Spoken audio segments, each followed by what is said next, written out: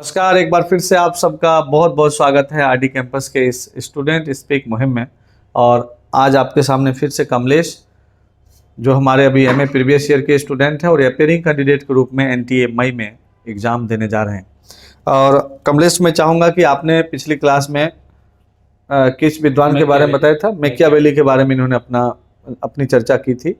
आज आपने क्या तैयार किया है और उस विद्वान को आप किस लेवल पे ले जाके अन्य छात्र जो देश के देख रहे हैं उस तक कुछ ज्ञान पहुंचे और उनके इम्तिहान की तैयारी में आप हमारा कुछ सहयोग हो सके, तो बहुत बहुत स्वागत है आपका। बहुत बहुत धन्यवाद सर।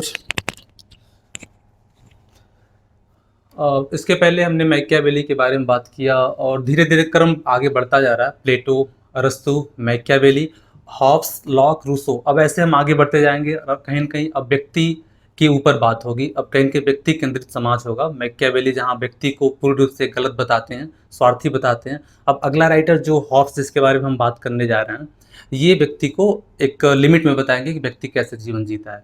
तो सबसे पहले हम बात करते हैं किसी भी राजनीतिक चिंतन का, तो वहाँ की परिस्थिति का प्रभाव उस पर पड़ता है। हॉब्स 5 अप्रैल 1588 में इनका जन्म इंग्लैंड के मेल्सबरी में होता है। और जिस समय अल्मीरा का युद्ध हो रहा था, जिसमें पूरा राज्य भय में था और कहीं कहीं ये भी उस समय जन्म लेते हैं। तो ये बताते हैं कि जो भय और मेरा जन्म, यानी हम दोनों जुड़वा भाई हैं, क्योंकि हमारा जन्म एक साथ ही हुआ। उधर भय, इधर मैं हुआ। इनके पिता पादरी थे, इसीलिए इन्हें बाइबल का अच्छा ज्ञान था, लेकिन इन्हें धर्म पर विश्वास नहीं था।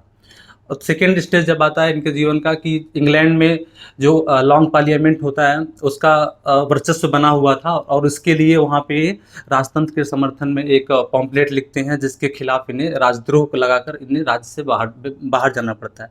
फिर जाकर फ्रांस में शरण लेते हैं और फ्रांस में जाते हैं।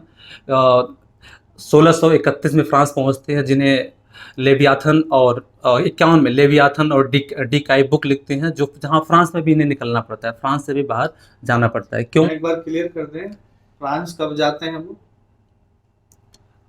फ्रांस कब पहुंचते हैं हॉब्स इंग्लैंड से? 1651।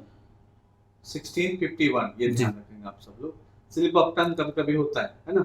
1631 का डेट ये होता है कि उस समय ये ऑक्सफोर्ड यूनिवर्सिटी में जो स्टडी कर रहे थे, तो वहाँ से जब निकलते हैं तो ये भ्रमण करते हैं, काफ़ी राष्ट्रों में जाते हैं। और इसके आगे जब फिर वहाँ से आगे जाते हैं तो 51 में लेवियाथन और डी काइब लिखते हैं, क्योंकि उन्हें राज्य के समर्थन में लिखना होता है। फिर वहाँ से भी इन्हें भागना पड़ता है और पुनः वापस से इंग्लैंड आकर राजा का शरण ले लेते हैं। देखिए, मैं आपको बता रहा, क्रॉमवेल जिनकी मृत्यु के बाद जो पार्लियामेंट था, संसद की वर्चस्व समाप्त हो जाता है और राजतंत्र पुनः स्थापित होता है, जिसके लिए ये पुनः फिर राज्य में अच्छे से जीवन यापन करना शुरू कर देते हैं।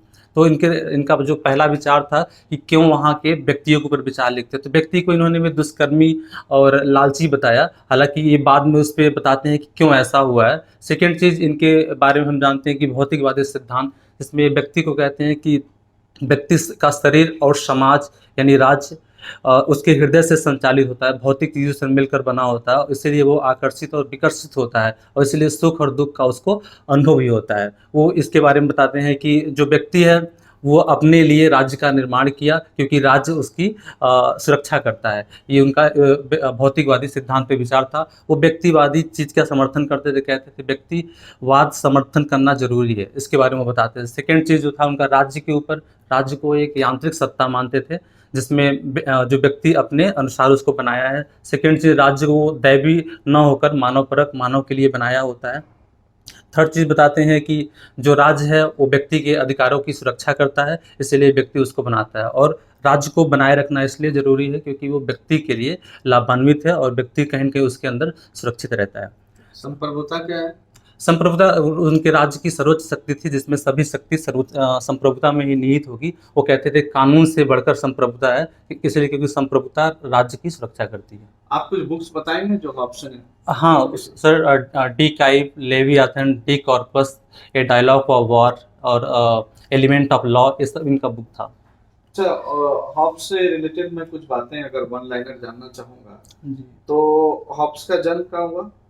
इंग्लैंड के मेल्सबरी उनका जन्म। इंग्लैंड के मेल्सबरी में। और बताइए कि हॉब्स का जो सिद्धांत है जी। वो कौन कौन से सिद्धांत फेमस रहे? पहला भौतिकवादी सिद्धांत था। भौतिकवाद, जिसको मेटलिज्म भी बोलते हैं, मेटलिस्टिक थ्योरी इन्होंने दिया था। सेकंड सेकंड उनका राज्य के ऊपर सिद्धांत था। राज्य के स्टेट के बारे में कि जैसे पहले से लोग कहते आए अदर विद्वांस, हम्म, वैसे यहाँ पर इन्होंने कहा। ठीक है, तीसरा सो- संप्रभुता के बारे में कहा। संप्रभुता भी था। एक सोशल कॉन्ट्रैक्ट जो था उसमें जी। भी कुछ था इनका। हाँ, इसके ऊपर मैं थोड़ा बताना चाहूँगा कि एक समाज था जो प्राकृतिक रूप से व्यक्ति वहाँ जीवन यापन कर रहा था, तो कहीं न कहीं प्राकृतिक रूप से जीवन यापन करते हुए समाज में अराजकता ना फैल जाए, इसीलिए सामाजिक समझौता सिद्धांत लाए गए। कुछ व्यक्ति आपस में मिलकर वो एक समझौता करते हैं कि हम अपना अधिकार और स्वतंत्रता किसी तीसरे के हाथ में सौंपेंगे, जो हमारी सुरक्षा करेगा। अगर आपसे पूछा जाएगा कि मनुष्य एक असामाजिक प्राणी है, जी, ऐसा मानने वाला विद्वान कौन था, तो किसका नाम बताएं? हॉब्स थे।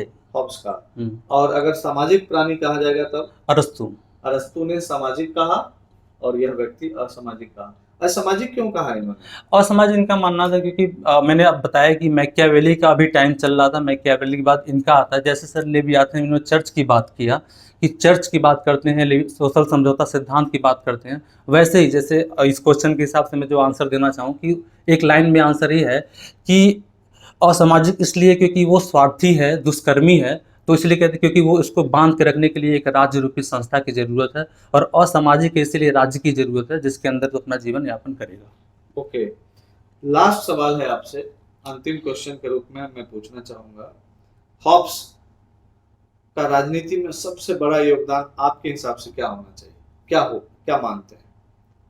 पॉलिटिकल थॉट में, वेस्टर्न थॉट में जी। उन्होंने कोई ऐसी बात कही जो कि परिवर्तन लाने वाला हो या आज के डेट में भी यूज किया जा सकता है उसको? सर सबसे इम्पोर्टेंट तो उनकी वो बताते हैं कि व्यक्ति के लिए 3 चीज़ें बहुत आवश्यक है।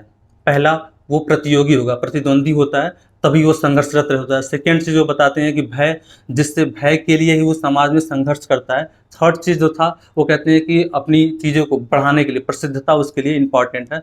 और अगर राजनीतिक रूप से देखा जाए, तो राजनीति के लिए उनका ये मानना था कि राज्य एक ऐसी संस्था है, जो हम अपने स्वार्थ के लिए बनाते हैं, और उसमें हम जीवन यापन करने के लिए राज्य को हमेशा और भौतिक चीज़ों पे विश्वास करते थे, कि जहाँ उनका मानना था कि हम विचारों में न रहकर वैज्ञानिक तौर पे सोचें, जो कि हमें हमेशा प्रासंगिक बनाए रखेगा।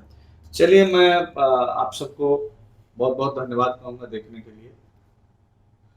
मैकियावेली ने जिस चीज की शुरुआत की, मनुष्य के विचारों को लेकर के, उसके स्वभाव को लेकर के, हॉब्स थोड़ा सा उससे आगे बढ़ते हुए और बहुत ज्यादा स्वार्थी, लालची, व्यभिचारी नहीं कह के, इन्होंने एक ऐसा प्राणी लिया जो कहीं ना कहीं उसमें प्राकृतिक रूप से कुछ ऐसे दुर्गुण हैं जिसको नियंत्रित करने के लिए, पशुता रूपी जीवन को एक मानवीय जीवन देने के लिए राज्य जैसी संस्था चाहिए ही चाहिए। इसीलिए वो राज्य की आवश्यकता को बहुत महत्वपूर्ण मानते हैं। आज कमलेश ने आपको ये सूचना दी, जानकारी मिली आपको, बहुत बहुत धन्यवाद।